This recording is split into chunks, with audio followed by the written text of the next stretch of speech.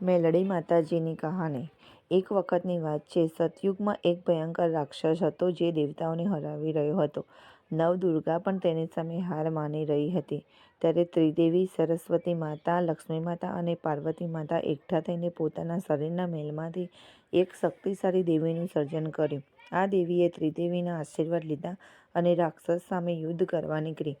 દેવીએ રાક્ષસને હરાવ્યો, પરંતુ નવદુર્ગાએ તેની વીરતાની અવગણના કરી અને કહ્યું કે તું પાપી રાક્ષસને મારીને આવ, અમારી સાથે રહેવા યોગ્ય નથી, દૂર જા.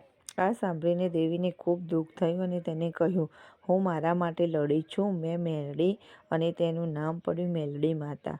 મેલડી માતા કળિયુગની આદ્ય શક્તિ છે. તેમનું વાહન કાળો બોકડો છે અને તે રાક્ષસોની અને તે ભક્તોની રક્ષા કરે છે, દુઃખ દૂર કરે છે, મનોકામનાઓ પૂરી કરે છે. ગુજરાતમાં ઘણા મંદિરો છે, જેમ કે કડીનું મેલડી માતા મંદિર, જ્યાં રાજા મલ્હારરાવને માતાજીએ પરચો આપીને મહેલમાં સ્થાપન આપ્યું હતું, અને નકટી ગામની મેલડીમાં પણ ખૂબ પ્રસિદ્ધ છે.